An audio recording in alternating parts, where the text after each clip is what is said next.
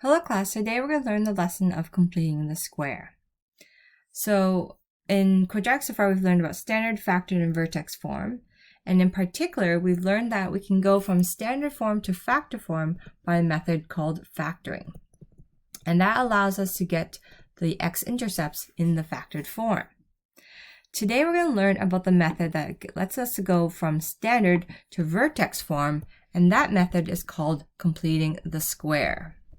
Now, in the word, the completing the square, we're going to focus on the idea of a square.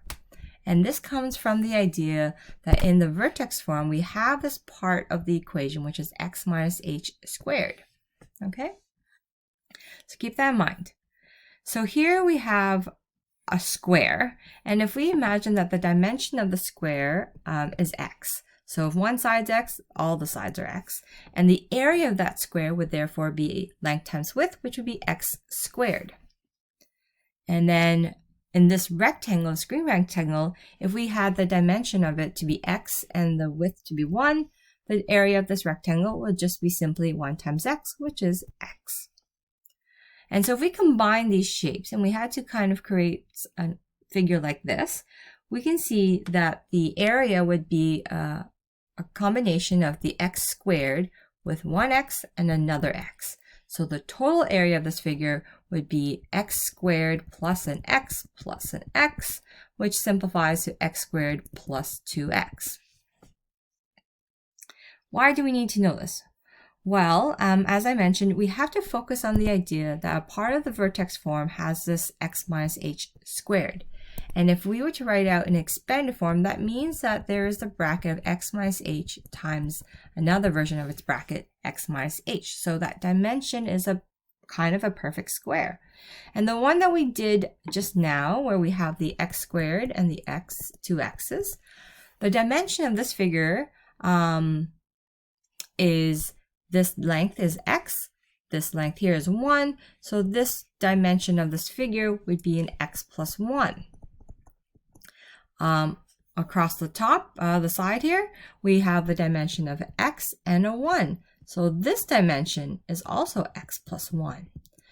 So if I could create this into an actual square by completing it and drawing out this outline and imagine this whole square, the area of that full figure would be x plus 1 times x plus 1, right? Because it would be the length times the width. Well, that would become, in simplified form, an x plus 1 squared, which looks just like what we want for vertex form. But if I actually were to write this out, remember always keeping in mind that the original equation, the area of this shape was originally this one here, which was x squared plus 2x. So I'm going to write up here to keep that in mind. The original equation of this figure was x squared plus 2x's, right? But if I looked at the one that we just created by making this a full figure square, the x plus 1 times x plus 1, if I rewrite that back in the expanded form here, if I were to expand that out, I'd have x squared plus an x plus 1. So this full figure square would actually have the equation of x squared plus 2x plus 1. Well, this equation and the previous equation of what it was originally are not the same as by this plus 1. We're going to take a look at those two equations and see it on Desmos and see what they look like. So here we have the x squared plus 2x, and I'm going to change that to blue to continue the consistency, and that's what that graph looks like. But the new equation we just formed is an x squared plus 2x plus 1, and if I now change this and visualize it with the red, you see that the two quadratic graphs are not the same. So I've changed the graph, which is not what we're supposed to do when we're going from standard to vertex form. They need to be the same graph.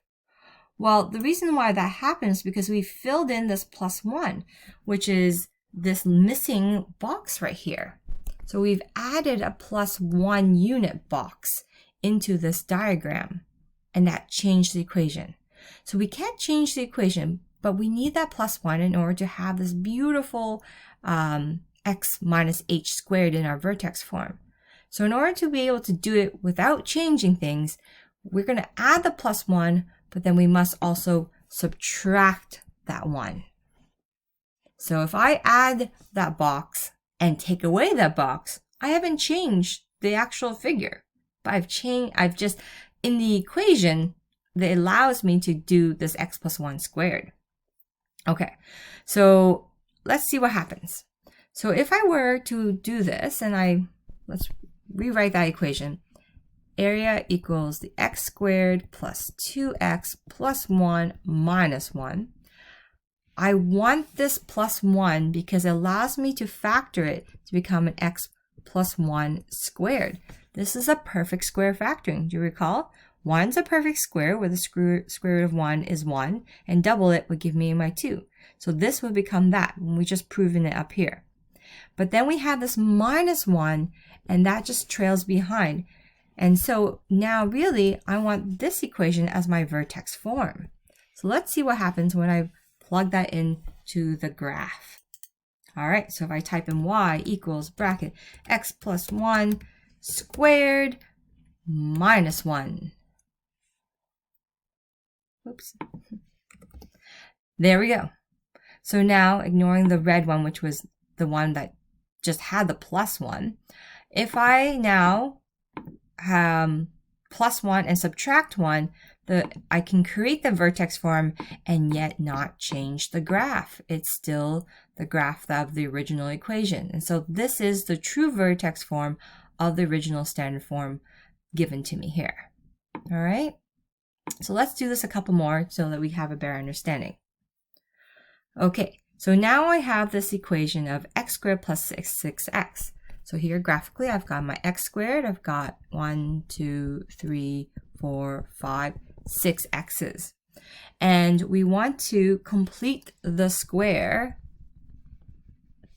so that we can have a vertex form. So we're going to see how many boxes we need to fill. 1, 2, 3, 6, 9. So we need 9 more boxes to fill in the square. But to fill in that square, I'm going to add 9 and subtract 9. That way, I'm not changing the equation. So rewriting the equation, y equals x squared plus 6x plus 9, subtract 9.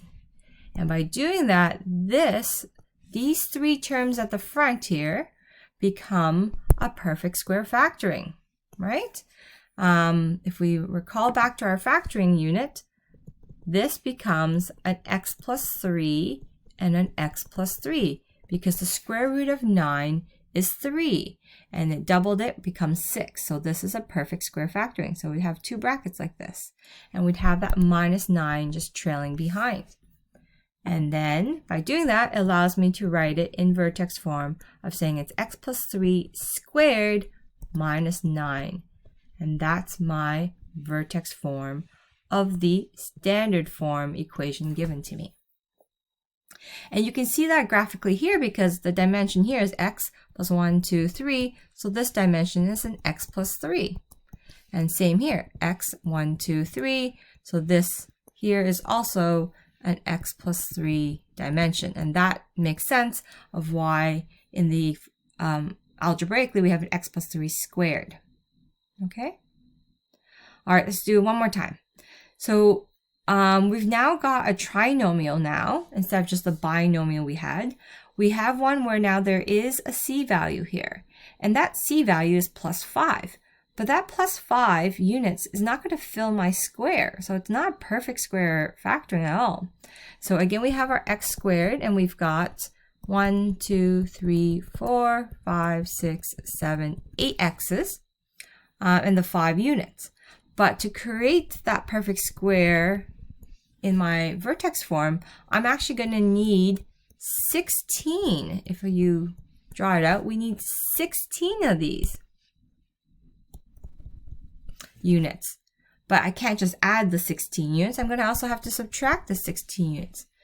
And where does that go in my equation? Well, I needed to sit next to my 8x because I need that plus 16 in order to have a perfect square factoring.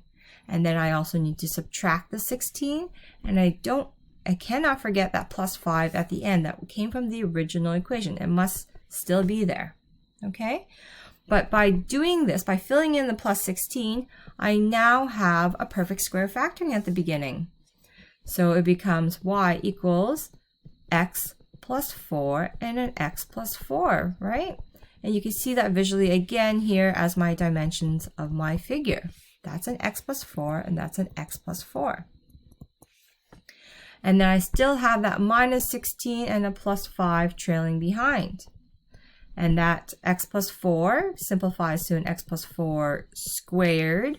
And that minus 16 and plus 5, why not combine them? Because they are like terms.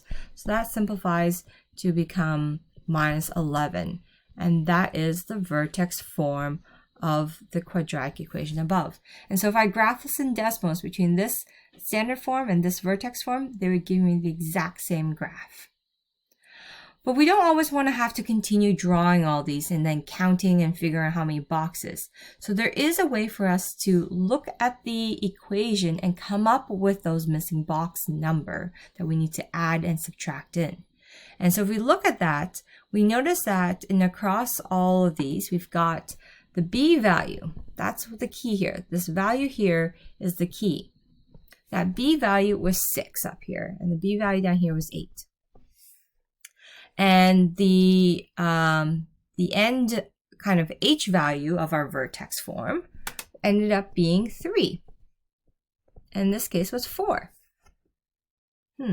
And then the amount of missing squares we needed was 9. So I'll call it MS for missing squares. That was 9 in this case. And the MS in this case was 16. So if we look at those numbers, 6 to become 3 and 9, or 8 to become 4 and 16, you notice that the pattern here is that the b value divided by 2 gives you your h value. And so 8 divided by 2 is 4. And then to get to the missing squares, we take that h value and we square it. So 3 squared gives me 9 and 4 squared gives me 16. So then it becomes a known fact that to get the missing squares, how much you have to add and subtract into your equation, it comes with the formula of b over 2. So the b value divided by 2, and then you square it. So that way you go 6 divided by 2, which is 3, squared gives me 9. So we add 9, subtract 9. 8 divided by 2 is 4, squared gives me plus 16 and minus 16.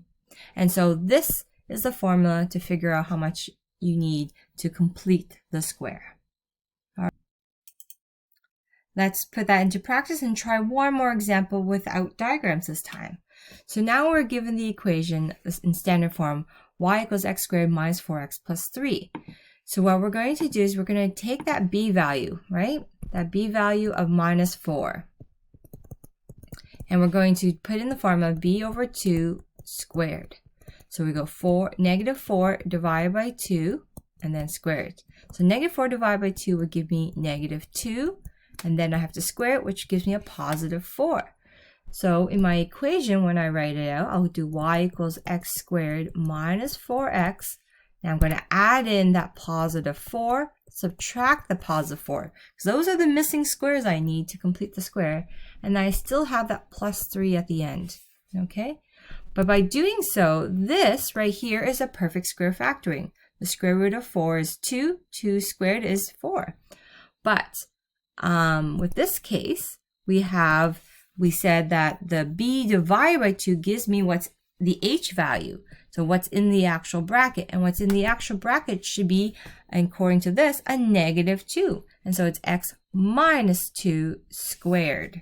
Okay, so it's exactly what it is in here. So b divided by 2 is what's inside the perfect square factoring. And then I still have this minus 4 and the positive 3 at the end. That becomes a negative 1. And so my vertex form would be y equals x minus 2 squared minus 1. So this is how you complete the square, where in all these cases, the a value has always been 1, meaning that the value in front of the x squared have always been 1. I'm going to create another video which explains the other option, okay?